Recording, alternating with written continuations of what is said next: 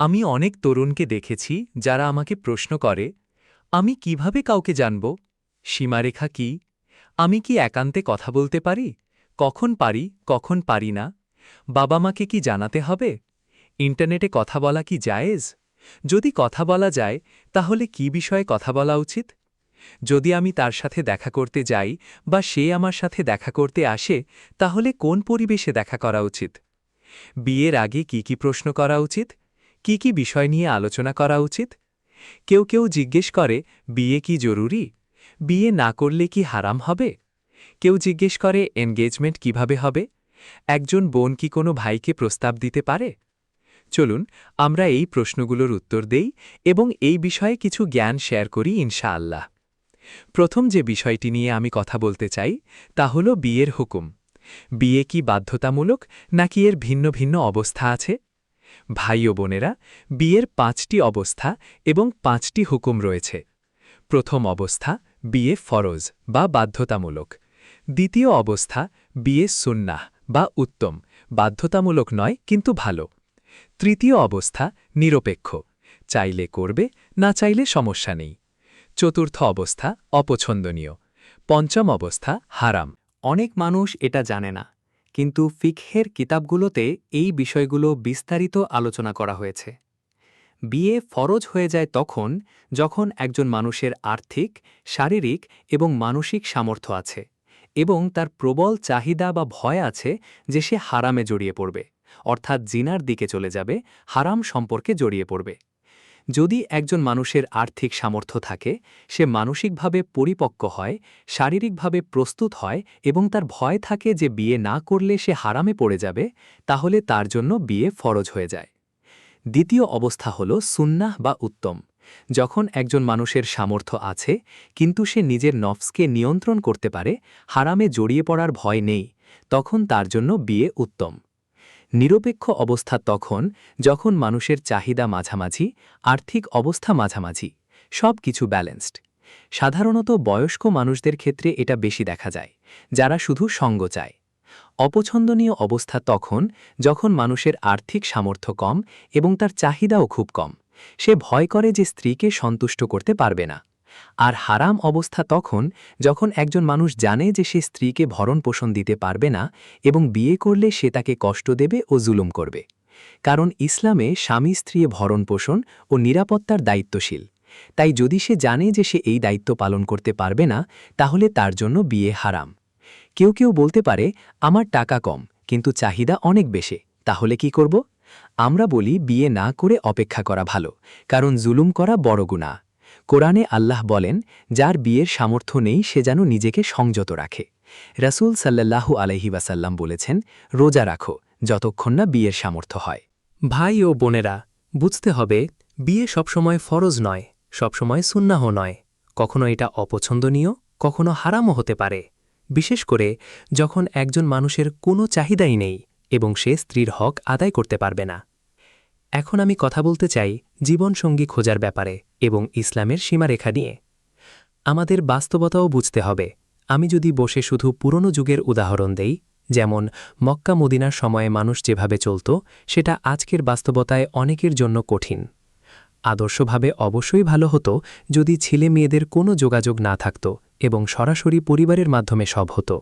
কিন্তু বাস্তবতা হল, আজ সোশ্যাল মিডিয়া আছে, ইন্টারনেট আছে, স্কুল কলেজ আছে, ছেলেমেয়েরা কথা বলে। এখন যদি আমি শুধু বলি কথা বলবে না, তাহলে সেটা বাস্তবসম্মত হবে না। তাই সমাধান দিতে হবে, দিক নির্দেশনা দিতে হবে। বিশেষ করে বাবা মায়েদের উচিত সন্তানদের সাথে আলোচনা করা, কেন সীমারেখা দরকার, কি ক্ষতি হতে পারে, কি বিপদ হতে পারে।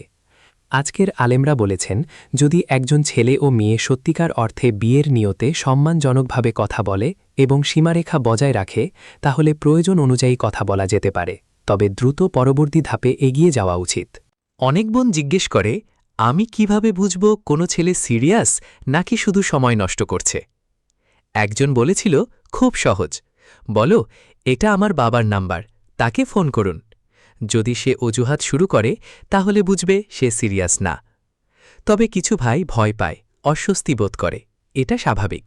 কিন্তু যদি কেউ বারবার কথা চালিয়ে যেতে চায় কিন্তু পরিবারের দিকে এগোতে না চায়, তাহলে বুঝতে হবে সে খেলছে।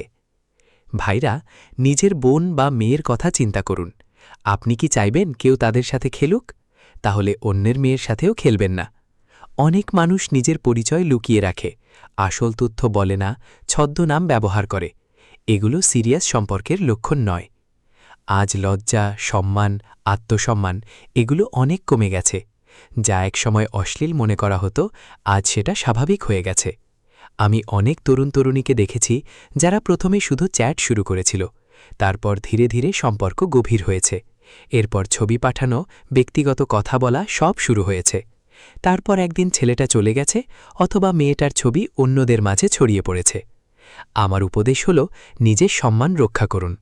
যদি কেউ সীমা অতিক্রম করে কথা বলে, তাকে বলুন, আপনি কি নিজের বোনের সাথে এমন আচরণ মেনে নিতেন? স্কুল বা পড়াশোনার প্রয়োজনে সম্মানজনকভাবে কথা বলা হারাম নয়, যতক্ষণ সীমার মধ্যে থাকে। কিন্তু যখন সম্পর্ক আবেগের দিকে যায়, তখন খুব সতর্ক থাকতে হবে। আরেকটা কথা, যদি আপনি এখনও বিয়ের জন্য প্রস্তুত না হন, তাহলে দীর্ঘ বছর ধরে সম্পর্ক করে সময় নষ্ট করবেন না। আপনি যদি ১৬-১৭ বছরের হন এবং জানেন যে ৫-৬ বছর পর বিয়ে করবেন, তাহলে এত দীর্ঘ সম্পর্ক খুব বিপজ্জনক হতে পারে। কারণ সময়ের সাথে আবেগ বাড়ে, আসক্তি বাড়ে, বিচার বুদ্ধি কমে যায়। তাই যখন আপনি আর্থিক, মানসিক ও শারীরিকভাবে প্রস্তুত হবেন, তখনই এগিয়ে যান। এখন আসি সম্ভাব্য জীবনসঙ্গীকে দেখার বিষয়ে। অনেকেই জিজ্ঞেস করে, আমি কি তাকে দেখতে পারি, চুল দেখতে পারি? অধিকাংশ আলেমের মতে মুখমণ্ডল ও হাত দেখা জায়েজ। কিছু আলেম বলেছেন, পরিবারের অনুমতিতে এর চেয়ে কিছুটা বেশি দেখা যেতে পারে। কিন্তু মূল কথা হল, বিয়ের উদ্দেশ্যে দেখা করা, কথা বলা এবং সময় নেওয়া ইসলামে উৎসাহিত করা হয়েছে। তাড়াহুড়া করবেন না, প্রশ্ন করুন, জানুন, বুঝুন। যেসব বিষয় বিয়ের পরে জানলে সমস্যা হবে, সেগুলো বিয়ের আগেই জেনে নিন। নিজেকে জানুন, আপনি কি চান, কি চান না, কি সহ্য করতে পারবেন, কি পারবেন না, এগুলো বুঝুন। কেউ যদি বলে বিয়ের পর বদলে যাবে, তাহলে বুঝবেন সেটা ঝুঁকিপূর্ণ। সাধারণত মানুষ স্থায়ীভাবে খুব কমই বদলায়। তাই আপনি যদি হিজাবি স্ত্রী চান, তাহলে এমন কাউকে খুঁজুন যে আগে থেকেই হিজাব করে। আপনি যদি নামাজি স্বামী চান, তাহলে এমন কাউকে খুঁজুন যে আগে থেকেই নামাজ পড়ে। কারণ মানুষ অনেক সময় ভালোবাসার কারণে সাময়িক পরিবর্তন করে, পরে সেটা ছেড়ে দেয়। তাদের জন্য, যারা জানে যে তারা একসময় ঈমানহীন জীবন কাটিয়েছে বা গুনাহের জীবনে ছিল, তোমাকে সব বিস্তারিত বলতে হবে না। তুমি শুধু বলতে পারো, আমি গুনাহের জীবনে ছিলাম, পরে আল্লাহর কাছে তওবা করেছি। এতটুকুই যথেষ্ট ইনশাআল্লাহ। তবে মনে রেখো, অতীতের এমন কিছু যদি পরে তোমার দাম্পত্য জীবনে প্রভাব ফেলতে পারে, তাহলে ইঙ্গিত আকারে হলেও আগে থেকে কিছুটা জানিয়ে রাখা ভালো। আমি বলছি না যে এটা বাধ্যতামূলক, কিন্তু অভিজ্ঞতা থেকে দেখেছি পরে এসব বিষয় সমস্যা তৈরি করতে পারে। যেমন, কারো যদি আগে জেলখানায় থাকার ইতিহাস থাকে, তাহলে সেটাও বলা উচিত, কারণ এগুলো ভবিষ্যৎ পরিবারেও প্রভাব ফেলে। আরেকটি গুরুত্বপূর্ণ বিষয় হল, তোমরা কী ধরনের বিয়ে চাও। অনেকেই ভাবতে পারে এটা তেমন গুরুত্বপূর্ণ না, কিন্তু আসলে এটা খুবই গুরুত্বপূর্ণ। কারণ বিয়ের আয়োজন নিয়ে মানুষের চিন্তাধারা, পরিবার, মূল্যবোধ সব বোঝা যায়। আমি দেখেছি, বিয়ের পোশাক, আংটি, ফুল, গাড়ি, হল এসব ছোট ছোট বিষয় নিয়ে পরিবারে বড় ঝগড়া হয়েছে। এমনকি কিছু দম্পতির বিচ্ছেদও হয়েছে। তাই এসব আগে থেকেই পরিষ্কারভাবে আলোচনা করা জরুরি। বিয়ে কেন গুরুত্বপূর্ণ? কারণ তোমার মা-বাবা বিয়ে করেছিলেন বলেই তুমি পৃথিবীতে এসেছ। পরিবার তৈরি হয় বিয়ের মাধ্যমে। দাদা-দাদি, চাচা-মামা সব সম্পর্ক বিয়ের মাধ্যমেই আসে। কিশোর সন্তানদের সম্পর্ক বা প্রেমের বিষয়ে কিভাবে সামলানো উচিত? প্রথমে বুঝতে হবে, তারা এখন বড় হচ্ছে, নিজেদের গুরুত্বপূর্ণ ভাবছে। তাই তাদের সঙ্গে বন্ধুত্বপূর্ণ সম্পর্ক গড়ে তুলতে হবে। বলতে হবে, তুমি যে কোনো বিষয়ে আমার সঙ্গে কথা বলতে পারো। নিজের জীবনের গল্পও শেয়ার করতে হবে, যেমন বাবা-মা কিভাবে পরিচিত হয়েছিল। এতে সন্তানদের মনে দেয়াল কমে যায়, তারা নিজেদের কথাও খুলে বলতে স্বস্তি পায়। ইসলামের একটি মূলনীতি হল, যে হালাল কাজ কোনো হারামের দিকে নিয়ে যায়, সেটাও হারাম হয়ে যেতে পারে। যদি বাবা-মা অসুস্থ হয় এবং তাদের দেখাশোনা প্রয়োজন হয়, তাহলে বিষয়টি বিয়ের আগেই আলোচনা করা উচিত। স্ত্রীকে জোর করে শ্বশুরবাড়িতে রাখতে ইসলাম অনুমতি দেয় না, তবে পারিবারিক সমাধানের চেষ্টা করতে হবে। যেমন কাছাকাছি থাকা, ভাইবোনদের দায়িত্ব ভাগ করে নেওয়া বা কাউকে নিয়োগ দেওয়া। স্বামী কতদিন স্ত্রী থেকে দূরে থাকতে পারে? কোরআন হাদিসে নির্দিষ্ট সময় নেই, তবে হজরত উমর রাদিয়াল্লাহু আনহুর সময় একটি ঘটনার ভিত্তিতে 4 মাসের একটি সীমার কথা উল্লেখ করা হয়। কিন্তু বাস্তবে এটা পরিবার ও পরিস্থিতি ভেদে আলাদা হয়। কারো জন্য 2 দিনও কঠিন, আবার কারো জন্য কয়েক মাসও সম্ভব। মুসলিম পুরুষ কি আহলে কিতাব, খ্রিস্টান বা ইহুদি নারীকে বিয়ে করতে পারে? কোরআনের নির্দিষ্ট শর্তে এর অনুমতি আছে, তবে বর্তমান সমাজে এটা অনেক জটিলতা তৈরি করে। সন্তানদের ধর্মীয় পরিচয়, পারিবারিক দ্বন্দ্ব, ঈদ, ক্রিসমাস, তালাকের পর সন্তান লালন পালন এসব নিয়ে বড় সমস্যা দেখা দিতে পারে। অনেক সময় দেখা যায় শুরুতে ভালোবাসা থাকলেও পরে ধর্মীয় মূল্যবোধের সংঘর্ষ শুরু হয়। তাই পরামর্শ দেওয়া হয় নিজের দিনের মানুষের সঙ্গেই বিয়ে করা উত্তম। বিয়ে দিনের অর্ধেক বলা হয় কেন? কারণ বিয়ের মাধ্যমে মানুষ এমন অনেক ইবাদত ও দায়িত্ব পালন করতে পারে যা অবিবাহিত অবস্থায় সম্ভব না, যেমন সন্তান লালন পালন, পরিবার গঠন, ভালোবাসা ও দায়িত্বশীলতা। বিয়ে আসলে এক ধরনের পরীক্ষা। এখানে মানুষ নিজের দুর্বলতা ও শক্তি বুঝতে শেখে। ধৈর্য, যোগাযোগ, দায়িত্ববোধ সবকিছুতে উন্নতি করার সুযোগ হয়।